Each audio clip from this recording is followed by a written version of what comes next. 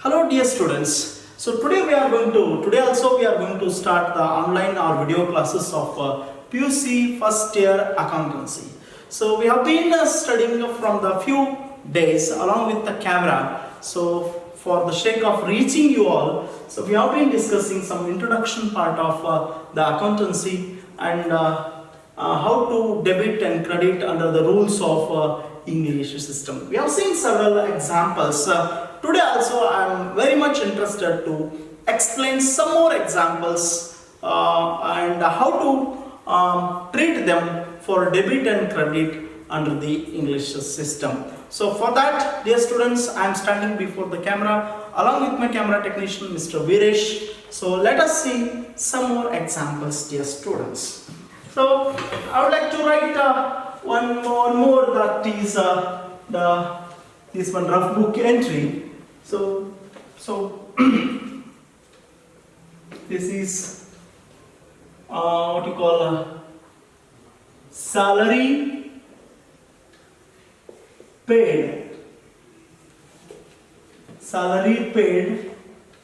to an accountant of rupees 25,000. So this is a rough book entry, dear students. Under this rough book entry you can see salary paid to an accountant of rupees 25,000. So we being the representative of this one business. So here we need to classify the two aspects from this rough book entry. So one is the salary and another one is cash account, salary account. So here you may raise one question: why don't you write the accountant over here, sir? So like this you may raise the question. Dear students, the salary paid to an accountant of rupees 25,000. So here we have paid the salary in the form of cash to him. Why? Because he has provided services to us. So he has provided services to us and we have made the payment of salary in the form of cash. So hence there should not be written the accountant name, means it has paid already salary and cash. So don't write accountant name because he has provided the salary. So here not we are gifting the money to him. So here we are not giving the money in the form of gift to an accountant. So it is in the form of salary for providing useful services to our business. So that is the reason we are making the payment. So it is an expenses, that is the salary and cash. Don't write accountant. Why? Because so he has already provided the services to organization. So look here, dear students. Salary, it is an expenses. It comes under nominal account. Salary is an expenses to us. Here we are making the payment of salary to an accountant. So hence salary is an expenses. So for that, salary account is to be debited as per the nominal account. As you all know, the rule of nominal account: debit expenses or losses, credit incomes or gains. So the salary is an expenses as per the nominal account, debit the salary account. So look here, cash. So it is a thing, as you all know, cash is a thing, it is not the alive. So it is the thing which comes under a real account. So as per the real account, what is the activity of cash here? So when you make the payments to others, salary or any other else, so here the cash goes out. Cash goes out means as per the real account, credit what goes out, means here we need to credit the cash account, means we need to credit it. So like this is the example for salary paid to an accountant of rupees 25,000. So just a slight change here. I would like to say one more I would like to discuss one more example. So look here, here the salary paid. So now I am going to write salary payable to an accountant of rupees 25. What is the difference between these two? These two rough book entries. Under these entries, here we have paid amount to an accountant in the form of salary for the sake of salary. But here, not yet paid. Here the expenses has incurred already, means so here we have received the service from the accountant, but not yet paid the salary, means the salary is payable to an accountant, means the amount of salary still is along with us. That is the reason. So here we need to write similarly the salary account first, but don't write the cash account. Why? Because not yet paid the cash, so it is payable amount. So to whom we are going to pay? To an accountant, accountant's account. Accountant is a person. Accountant's account. Or else you can write Mr. X's account, Mr. Y's account, Mr. Raju's account, if he is an accountant of your business. So let us see. So salary, so as same it is nominal account. This one is, so it is an expenses.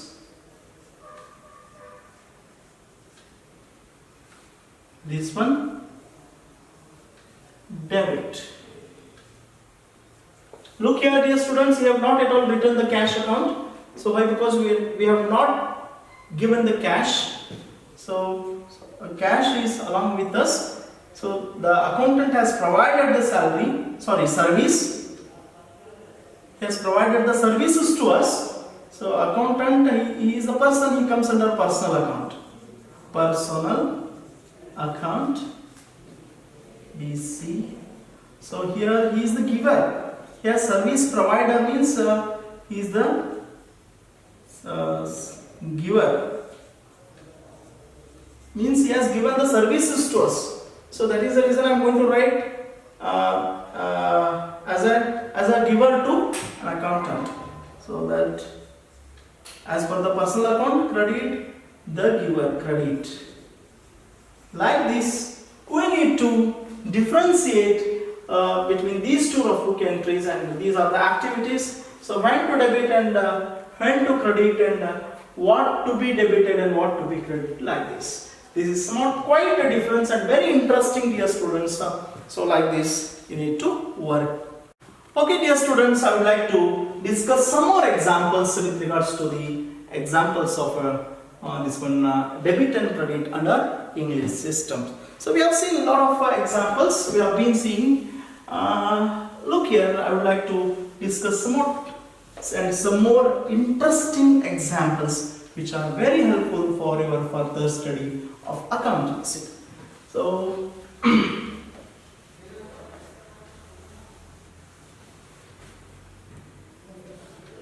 look here, rent paid to landlord of rupees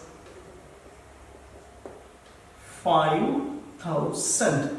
So rent paid to landlord of rupees 5,000.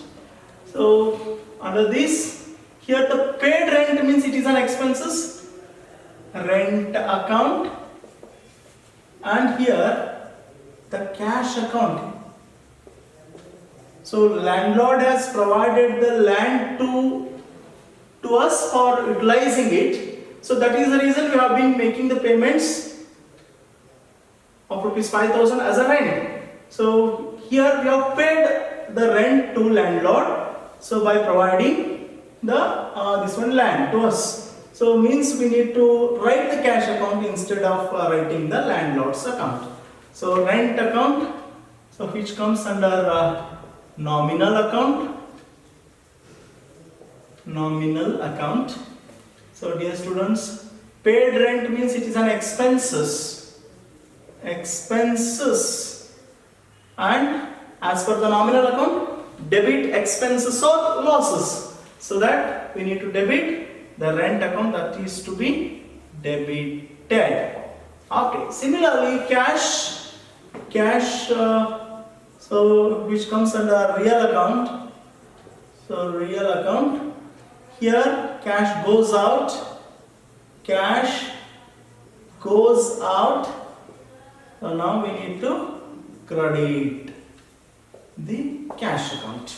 So like this, these are the better examples for debit and credit for the rent paid. So now I am interested to dictate one more example. Rent payable. Rent payable to landlord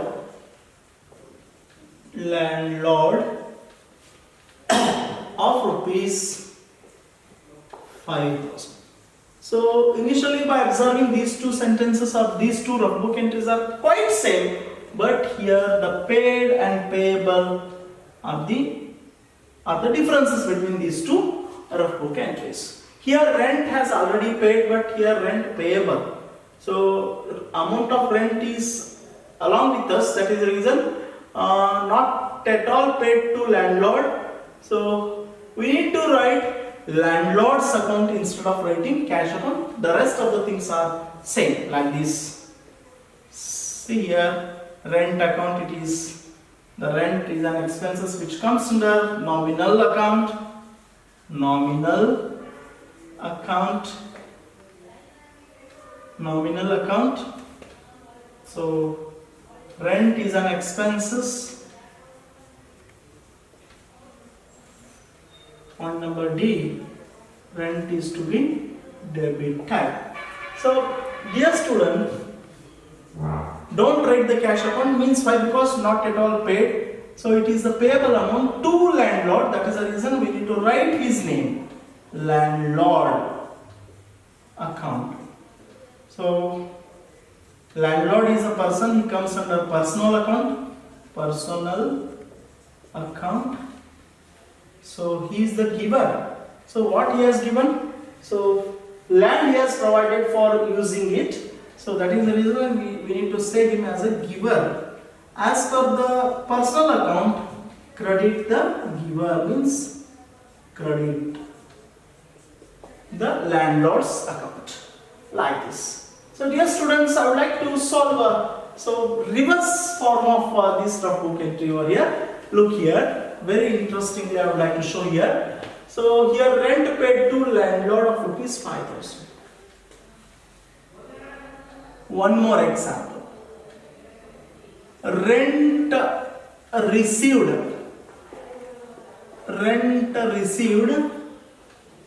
from Raju of rupees 5,000.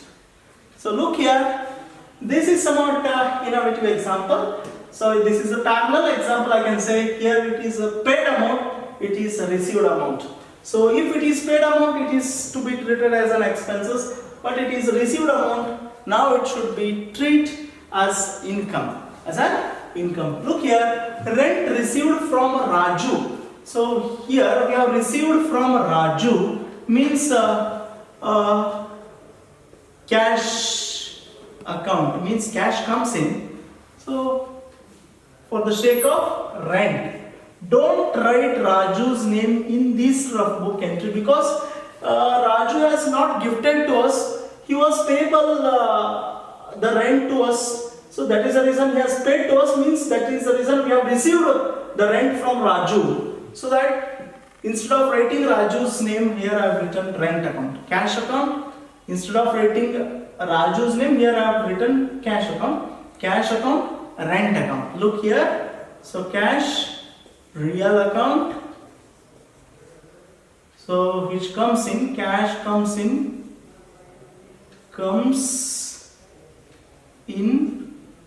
point number D, debit what comes in? Debit, cash comes in as per the real account. Here rent received means cash comes in for the sake of rent. So now rent account. Rent, as you all know, rent is the nominal account. So there it was an expenses while you made the payment, but it is now income. Why? Because we received. So rent is an income. Then what is the rule of debit and credit under nominal account when it is said to be nominal account? So as per the nominal account, debit expenses or losses, credit incomes, it is the income, so that we need to credit it. So like this is the example. So last one example I would like to solve. So one more, that is rent receivable from, this is the last example for the today's video class. So rent receivable from Raju of rupees 5,000. Look here. Here it is received amount. Here it is receivable amount, means not yet received. Here we have earned the income of in the form of rent, but not yet received means here the income receivable from Raju, that amount is with the Raju itself. So that instead of writing the cash amount, we need to write so Raju's account. Raju's account. Here as it is rent account. Look here. So dear students, keep in mind, in this example it is the received, and in this example it is receivable. So this is the quite difference between these two book entries. So in this example here we have received the cash which belongs to the rent, but here rent is earned as an income but not yet received the money. So still the money is along with the Raju. That is the reason we have written the Raju's account. So he is a person, he comes under personal account. So he is a receiver. Why? Because we have provided the things or the whatever it may be, the house for utilizing him or land to him, whatever it may be, so that he has received. Raju is the receiver. So that we need to debit Raju's account. So this is quite similar. No need to change. This one is the nominal account. Yes, students. So it is an income earned but not yet received, but it is an income. So that is to be credit. So like this, these are the best and very live examples. So for the sake of constructing the building of accountancy with the help of these bricks example, this is a better foundation for the accountancy, construction of accountancy building. Dear students, we are trying our level best to standing before the camera to reach you all. So with this, I would like to conclude the today's class. Thank you for watching this video. See you on next video.